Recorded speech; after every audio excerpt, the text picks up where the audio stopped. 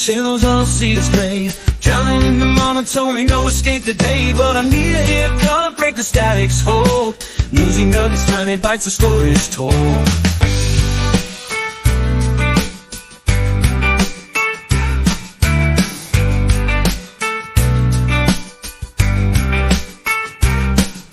Say goodbye to boredom, headlines made of gold. Twist and shake perspectives in a way so bold. They serve it up with humor with a snarky twist. Little bites and news to fill your daily list. Hey guys, it's September the 9th, and well, I never thought that I would have a Casey Anthony update, but apparently her love life is going about the same as motherhood did for her. So, and yeah, it's a dark joke, but it's Casey Anthony. I mean, what else am I supposed to say about this chick? Casey Anthony's married lover was caught trying to hook up with other women after the notorious quote unquote top mom moved to Tennessee for him. You know, when you cannot even exercise up enough dams to give, that this chick's love life is, I don't know, stupid, and she's lucky to be out of jail. You know, if not for overcharging, she's team prison oranges. There could be trouble in paradise for Casey Anthony and her married boyfriend. I have a couple thoughts as to why maybe there's already trouble in paradise. Again, ladies, if he will cheat with you, he will cheat on you. Public service announcement. Two different women came forward to say 48-year-old Tyson Ray Rhodes is using a dating app called Hinge to try to hook up days after the post revealed that the infamous human incubator, she's not a top mom, she's a human incubator who did not enjoy the blessing that her child was, has been having an affair with him. Now, Rose blew up his 20-year marriage to the mother of his two sons to be with Casey Anthony. She then moved from Florida to Tennessee earlier this year to give their relationship a chance to grow and blossom. Again, sir, you pick a woman who you know, possibly unalived her child but wasn't convicted of it. Good choice. Blow up that 20-year marriage. Take some TNT to that marriage. I'm sure Casey Anthony is, of course, you know, a good choice.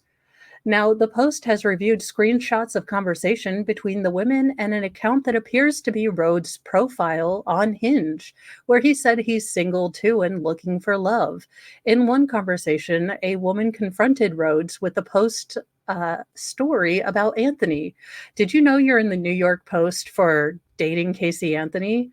A woman asked, and Rhodes said, yep. She declined to go out with him after he admitted his backstory. A second woman said Rhodes told her that he was divorced. Sources say that he is still legally married to his wife of 22 years. Now, both women have been messaging Rhodes for some time, including exchanges within the past week. Oh, sir. Sir, you are dumber than a box of rocks. Yes, give up wife who gave you two beautiful sons who look like they reached maturity without being hidden in a field. But no, Casey Anthony, definitely your go-to number one love interest. Ugh. I'm sure this will work out well for him. I'm sure at no point were there any red flags going off. So, quote, he's still married and he's dating Casey Anthony on the side, but he's still on dating apps, one of the women said. I'm not just a no, I'm a hell no. He's absolutely not the right guy for me or anyone in humanity. Apparently, this man has lack of discernment. Now, Rhodes has not responded to the multiple messages seeking comment. Anthony, 38, has been dating Rhodes since January after they met in a South Florida gym. Earlier this year, the married dad of two grown sons moved from South Florida to Tennessee. Shortly after the move, he dropped a bombshell on the mother of his children when he told her he wanted a divorce. He has yet to file the paperwork, but family sources said that she was quote unquote blindsided by the news. Yeah, imagine you're his ex-wife, okay? And Not only is your husband leaving you, but he is leaving you for Casey Anthony. Ma'am, if you would like to talk to someone who's sympathetic and here for a full on, 24-hour roast-a-thon of your ex-husband and Casey Anthony, I am your chick. Contact me, Mo in the deep end. We will do a roast of epic proportion. The petty will be enormous. The pettyverse shall open up a new dimension. Okay, I'm here for it. Now, he- Anthony soon followed him to Tennessee, renting a luxury apartment near his family home. The Post obtained photos of Anthony and Rhodes together at her apartment on Wednesday when they went golfing together before heading to the gym. Quote, she sees potential in him, end quote, an Anthony friend told the Post last week. She wants to see where this goes. In 2008, she was just 21 years old. Anthony was a single mother living with her parents when her 2-year-old daughter, Kaylee, vanished without a trace. The little girl had been missing for more than a month before Casey's mother, Cindy, called 911 to report the disappearance. This is after being told that Zanny the nanny had her, and, she was working at, oh gosh, what was it? Universal, and all the lies. Now, during the national manhunt for the missing toddler, Casey Anthony was arrested after police caught her in all the lies, including that Kaylee had been kidnapped by a nanny named uh, Zendia Fernandez Gonzalez. Police soon learned that Anthony had spent the previous months dancing on tables and partying with her friends, not looking for her daughter. 6 months later, unfortunately, Kaylee's remains were found in a wooded area outside the Anthony home. Her cause of death could not be determined, but Casey was charged with first-degree murder. And again, if not for that overcharge, ma'am, you would be in the prison oranges. Anthony's 2011 murder trial was a media circus. An estimated 40 million Americans watched at least part of the trial, and the verdict was watched by nearly 100 million people worldwide. The prosecution alleged that Anthony unalived her little girl so she could party with her friends and have smexy time with her boyfriend. I mean, ma'am, you went after a married man, moved next to his home he's sharing with his wife. Doesn't seem like you're making any better choices here, as you get toward that middle age. Now, the defense countered that Anthony was a loving mother and that Kaylee drowned in the family pool. In the end, Anthony was infamously acquitted of murder charges, although she was still convicted of 4 counts of lying to law enforcement. And she was released, serving her sentence from those in July 2011. Despite her infamy, Anthony seems unbothered by the scandal that will arise from her dating a married man. Quote, she doesn't care if he's married or not, a pal of Anthony told the Post last week. I was like, Casey, a married guy? And she just laughed and said, oh, shut up. I'm living the life I want. Proving to still be a self-centered cuntosaurus. I mean, were we shocked? Did we really think that Casey Anthony was going to turn into a functional and productive human being? No, we didn't. Or at least I held out no hope. But you'd think she'd be a little bit less dumb in public, but apparently dumb in public is her just brand, so she is staying with that. Now, in other terrifying news,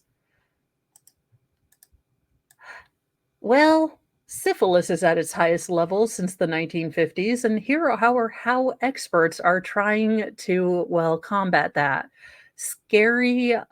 Billboards. Scary billboards will stop me from doing most things. So there you are. It was spring 2023, and Dr. Irene Stafford had been called to the ER for what should have been a routine delivery. But Stafford, a maternal fetal medicine specialist at the University of Texas Health Science Center in Houston, quickly realized that something was wrong. Unfortunately, she could not find a heartbeat, and unfortunately, the baby boy had already passed away in the womb. Soon after, the mother's syphilis test, which is given to all women before they deliver, came back positive. The infection had been silently passed from mother to son. It's a death, Stanford said, that could have been prevented with early detection and a shot of penicillin.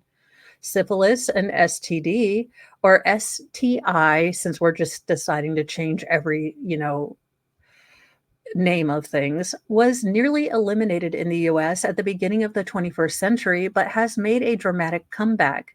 In 2012 or 2022, the Centers for Disease Control and Prevention reported more than 200,000 cases of syphilis, the highest counts since the 1950s. Congenital syphilis, which has similarly increased tenfold over the past decade, CDC says, even though 90% of the cases were fully preventable. The return of syphilis is the result, the experts say, of poorly funded prevention programs over the last 2 decades and difficulties in diagnosis. Syphilis is often referred to as the great imitator because its symptoms rate can vary so widely. Most people don't show symptoms or even know that they're infected. And even if they go to a doctor's office, there's no guarantee that they'll be properly diagnosed. Stafford said that her patients didn't have the resources to seek prenatal care, and no doctor or public health worker had ever told her that she should get tested for syphilis. So when a patient noticed a small rash on her belly, she didn't think too much about it. There's a lot of people who are seen in private practice, hospital ERs, and walk-in centers, and those clinicians are not necessarily thinking of syphilis. They're not necessarily getting a, you know, relationship or sexual history, said Dr. Kenneth Mayer, an infectious disease physician and a medical research director of the Fenway Institute in Boston. With a generation of doctors who saw few, if any, syphilis cases during their training, Mayer said that the issue is the tests not being done in the first place. The all-encompassing nature of the, panorama that we just had added fuel to this fire as public health departments redirected STI resources toward fighting the, virus of unknown origins and unnameable name. Now, quote, the solutions for controlling syphilis are relatively straightforward. We're not talking about high-tech approaches or novel therapeutics, said Dr. Dave uh, Col- Colshe, chair of Common Health Coalition and a former New York City Commissioner of Health. It simply revolves around closing gaps in testing and treatment. As syphilis cases surge, doctors and public health officials are starting to develop innovative and sometimes unconventional strategies to screen people for syphilis and curb the spread of the disease. Most often, that comes down to figuring out how people get tested, and it's a task that's easier said than done. Some public health departments have launched eye popping awareness campaigns trying to raise the alarm among both the public and healthcare providers. A few years ago, Donna Fox, the HIV and STI manager at the Toledo Lucas County Health Department in Ohio, noticed that about 1/5 of syphilis cases in the area were among people who reported to pay for their love connections, if you will. So they're trying to be proactive and a bit provocative. She ran billboards across the county stating that if you pay for the Smexy time, you might want to get tested for all of the, gonorrhea syphilitis. Okay. We had to go bold. We had to get the point across, she said. The pushback was inevitable. Quote, you might have to say something to your 10-year-old who can read, Fox conceded, but the impact was measurable. From about 2021 to 2022, the numbers of syphilis appointments scheduled via the health department in the county jumped by almost 50%, and syphilis cases dropped about 12%. Of course, syphilis isn't just spread among people who work in the oldest trade for humanity. Uh, so last year, Fox's team brought in the campaign, keeping the same look and feel, but saying syphilis is serious, with spreading locally overlaid on the side.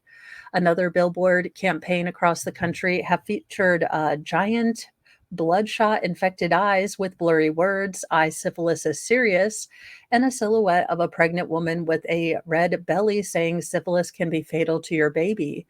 While these billboards are factually true, Meyer describes how this kind of fear based campaign or loss frame draws a lot of attention, but it might not be particularly effective at motivating behavioral changes for STIs. We're not telling anybody to not have the smexiness, Fox said. We're telling people to have safe smexy times and get tested afterward. Um, so this looks like people are getting a little bit more upset that, we're sounding the alarm and it might not be BPG. Uh, but again, you are we have basically reintroduced a disease that many clinicians have not seen out in the wild because it was taken care of. And now because of lax, testing and different things, we thought we had taken care of it. So obviously we needed to scare some people straight. And I understand that, what is it? Mr. Fox says that this could be, fear mongering, or Mr. Meyer said that fear mongering doesn't change behavior.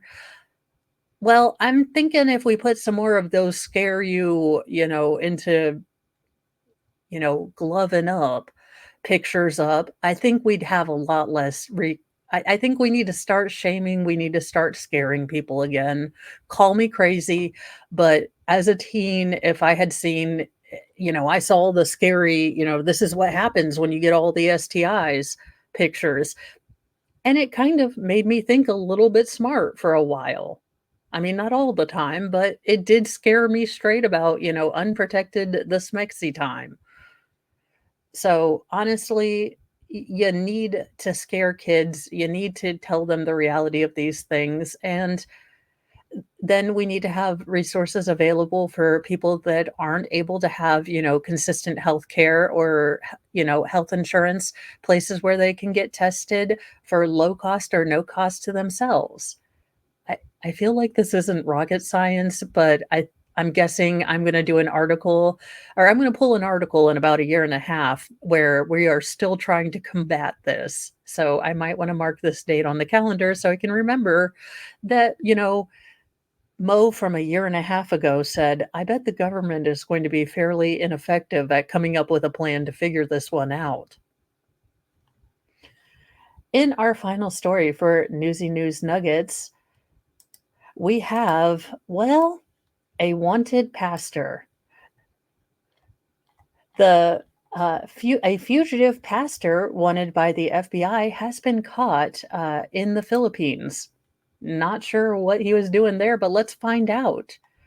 An influential Filipino pastor wanted in the Philippines and the US for child grossness trafficking has been arrested, ending a 2-week long standoff between the police officers and his followers. Now, police have been attempting to arrest Apollo Quig- Quigboilio, who claims to be, quote, the appointed son of God, end quote. In a raid on his sprawling church compound, violent scuffles broke out between thousands of his followers and anti riot police officers, with one church member passing away of a heart attack during the raid. Now, Apollo, whose Kingdom of Jesus Christ, or KOJC, claims to have 7 million followers, has denied that all charges against him. He is innocent until proven guilty, but generally there is some proof that America can show the Philippines to say, hey, we have a suspicion, we have a scotch of evidence that he's doing some really gross, disgusting things. Uh, Generally, the Philippines don't just hand over, their citizens to get justice in America without any proof. Now, in 2021, the US Department of Justice charged Mr. Apollo with trafficking of children, fraud and coercion, and bulk cash smuggling. The U.S. Federal Bureau of Investigation said he trafficked women and girls from the Philippines to the U.S., where they were forced to solicit money for a bogus charity. He also required his female personal assistants, who are called pastorals, to sleep with him. Sir, I don't believe that's in any part of the Bible I read. And Jesus required Mary Magdalene. I'm not even going to get into that, but seriously, no. This what is y'all, I have a rule about cults, and what have I said about them? Every single cult is just an excuse to let me sleep with your wife. I mean, let's go back, and I believe this does, ring true. Now, this was all happening while Mr. Apollo was rising to national prominence under the then president Rodrigo Duterte, previously serving as a spiritual advisor to the former leader. However, his fortunes turned when Mr. Duterte stepped down in June 2022. Filipino authorities soon charged him with child abuse, SA, human trafficking, and had a warrant issued for his arrest. For 2 weeks, thousands of policemen have engaged in a standoff with Mr. Apollo's followers as they raided his 30 hectare or 70-acre, compound. Again, also, if you have a compound, we can officially put you into cult status, okay? In Davao, they also said Apollo was hiding in an underground bunker based on the sound of heartbeats detected by surveillance equipment. The complex is home to some 40 buildings, including a cathedral, a school, and even a hangar. Interior Minister Ben-Hur Abalos said on Monday that Mr. Apollo was found inside the compound's Bible school. He also said that the pastor was arrested and did not surrender, contrary to earlier reports. Witnesses provided important information that led to his arrest, added, the interior minister. Now, Apollo's lawyers, Israelito Toran, earlier said that his client surrendered, quote, because he does not want lawless violence to continue to happen, end quote. Now, the regional police chief, Brigadier General Nicholas Torre, said that, quote, a concerted effort of everyone involved, end quote, led to the arrest. Now, Apollo and 4 others who were arrested with him were flown to National Police headquarters in the capital of Manila, where they are currently being detained, or the capital Manila, where they are being detained. Now, before his arrest, Mr. Apollo, hashtag son of Jesus fraud, allegedly, said that the quote unquote devil was behind his legal woes. He also said that he doesn't want the FBI to meddle in his case. Well, pray about it and see what happens, sir. Speaking to reporters on Monday, Mr. Marcos said the Philippines was not considering extraditing Mr. Apollo right now. The standoff at KOJC has taken place and has a very public falling out between Marcos and Duterte political families has unfolded. The U.S. DOJ sought his arrest a few months before Mr. Duterte, look, I'm just saying Duterte, we're going with it, handed power to the current president, Ferdinand Marcos Jr., but it was only during Mr. Marcos' term that authorities started to pursue the pastor. Now, while Mr. Apollo was hiding, the former president said he knew where he was but would not tell the police. Now, the former president's daughter, Vice President Sarah, also criticized police pursuing, Apollo by, and applying a bit of the brutality, if she's honest. Now, let's see what the good old, counterfeit Messiah was getting up to while he was listening to whispers from God.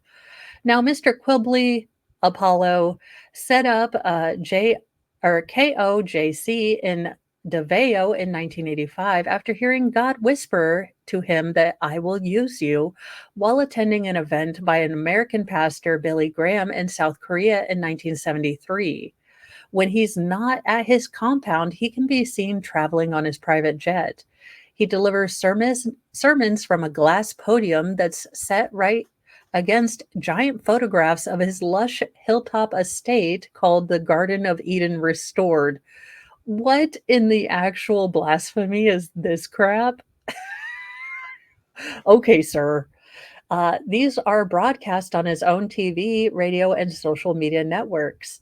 Outside of his long-standing ties with the former president, he grew his political influence by endorsing candidates to his followers during elections, a common practice for religious leaders in the country, where politics is based on patronage instead of or parentage instead of ideology. So there you go. I don't know, you might wanna start praying, like, big time that the FBI won't meddle in your stuff. I just don't know how much God is gonna listen to the prayers of a dude that allegedly and possibly smuggled little children. That's not what that, "Deny me not the little children" thing, that is not what Jesus meant by any of that. I know that this might be confusing to you, but no. So there you are, you guys. Looks like, well, the dumpster fire keeps burning and it'll keep a light on for you. But those are the news story. Casey Anthony continuing to make terrible, immoral choices. Are we shocked? Syphilis is back, everyone, and a fugitive pastor might want to start praying to, not himself. Anywho, that's all for this afternoon Newsy News. Do remember there is no nightly Newsy News tonight. It is Mr. Mo's birthday, and the kiddos are going to help me make a good dinner for him. And we are going to watch a show of his, and I'm going to try to not complain, at least with my mouth. My face may be saying a lot, but I'm doing my best, y'all. Have a great day, and I will see you guys in the morning for Mornings with Mo. And don't forget, there's something about Sarah Boone tomorrow. We will be going over more inmate notes and, possible shenanigans with lawyers already. I mean, who'da thunk it? Anyway, bye guys. I hope to see you soon.